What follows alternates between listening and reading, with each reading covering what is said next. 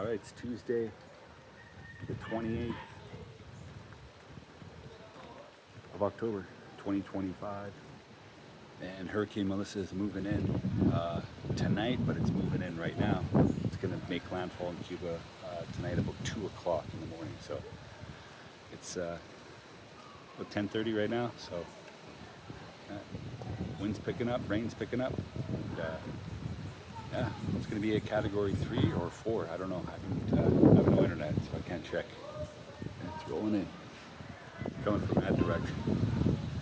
Over there, Santiago de Cuba. This way. Pretty fucking interesting.